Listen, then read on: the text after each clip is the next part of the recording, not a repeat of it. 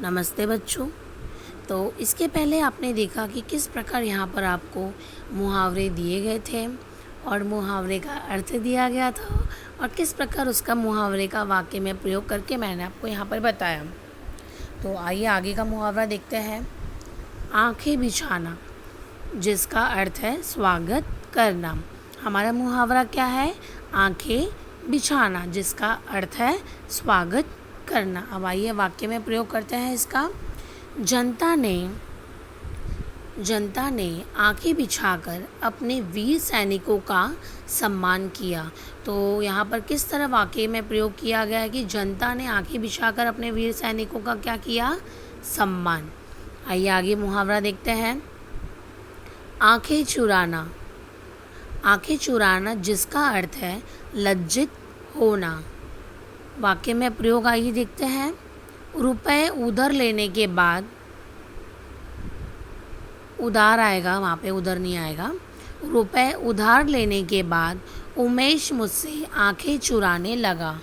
तो रुपए उधार लेने के बाद वहाँ पर उमेश उससे क्या करने लगा? आंखें चुराने लगा। आइए आगे का मुहावरा देखते हैं। आंखें फेर लेना, जिसका अर्थ है वृद्ध हो जाना, विरुद्ध हो जाना। आइए इसका वाक्य में प्रयोग करते हैं। मुसीबत में सभी आंखें फेर लेते हैं। बिल्कुल सही कहा है। तो हमारा मुहावरा क्या था? आंखें फेर लेना, जिसका अर्थ है विरुद्ध हो जाना, और उसमें वाक्य में प्रयोग किया गया मुसीबत में सभी आंखें फेर लेते हैं। आइए आगे देखते हैं। अपने मुँह मियाँ मिट्ठू बनना।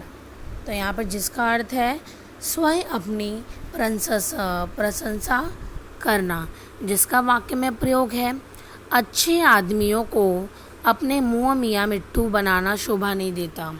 तो यहाँ पर हमारा मुहावरा था अपने मुँह मियाँ मिट्ठू बनना, जिसका अर्थ है स्वयं अपनी प्रशंसा करना। और यहाँ पे वाक्य में प्रयोग उसका क्या किया गया है?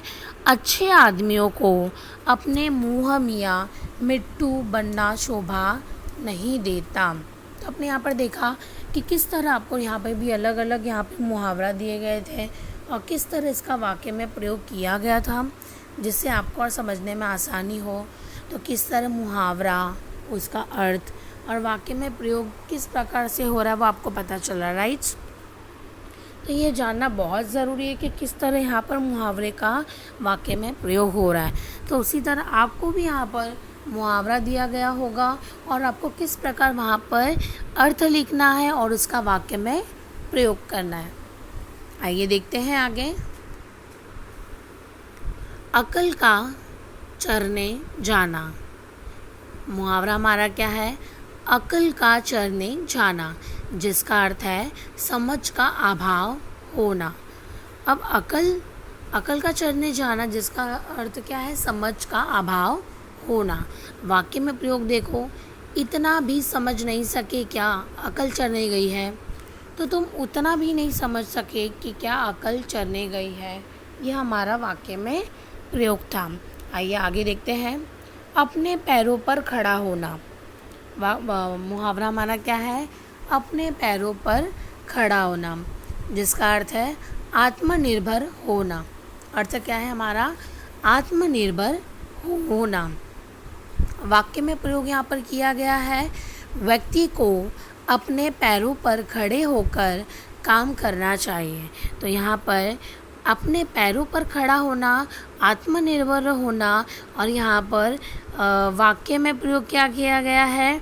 व्यक्ति को अपने पैरों पर खड़े होकर काम करना चाहिए।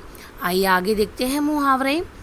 आंखें खुलना, आंखें खुलना, जिसका अर्थ है होश आना। तो वाक्य में प्रयोग दिया गया है यहाँ पर एक बार ठोकर लगने के बाद व्यक्ति की आंखें खुल जाती है। तो यहाँ पर क्या दिया गया है वाक्य में प्रयोग?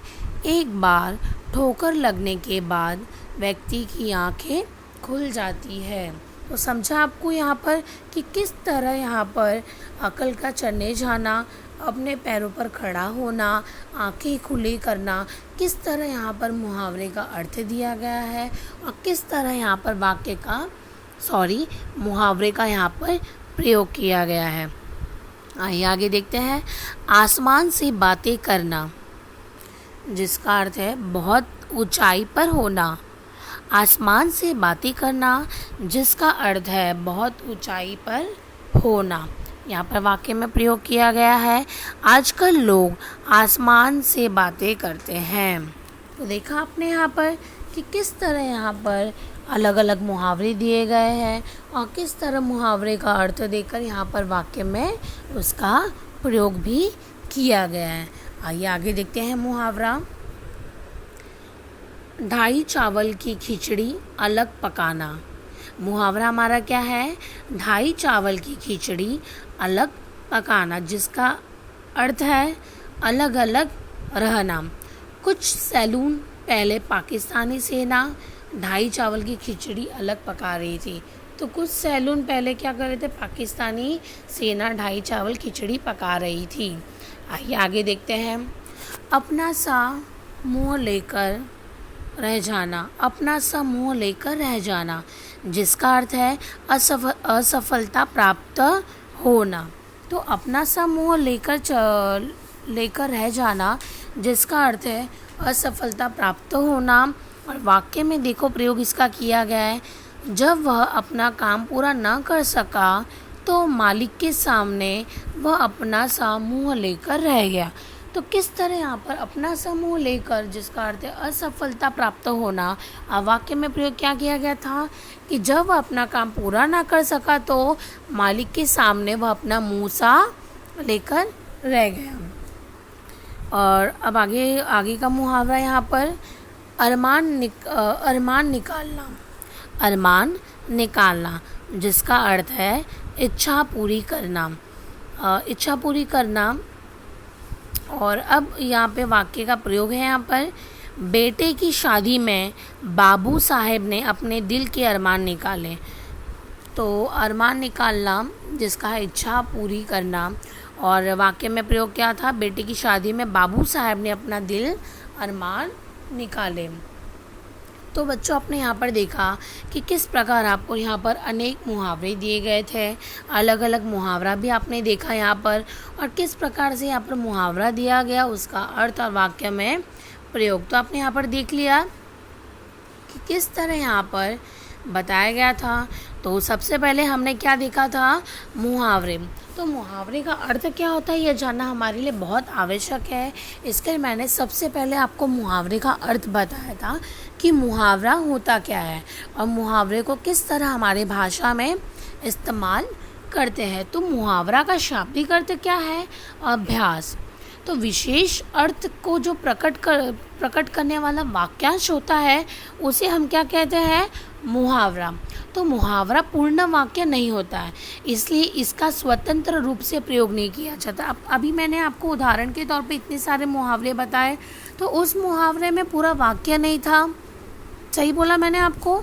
तो उस मुहावरे में सिर्फ वहाँ पर कुछ मुहावरे दिए गए थे, उस मुहावरे में पूरा वाक्य था नहीं। तो मुहावरे क्या होते हैं? पूर्ण वाक्य के नहीं होते, इसलिए इसका स्वतंत्र रूप से प्रयोग नहीं किया जाता है।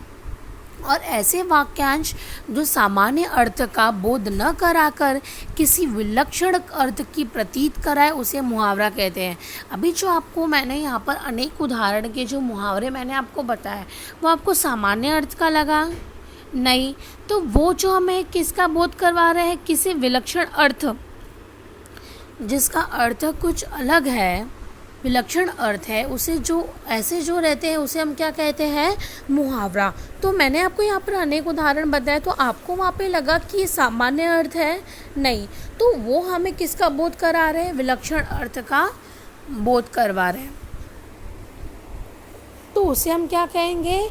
मुहावरे कहेंगे। और ये विशेष अर्थ को ही क्या कहते हैं? हम मुहावरे कहते हैं। क्या कहते हैं बच्चों? विशेष अर्थ को ही हम मुहावरा कहते हैं। तो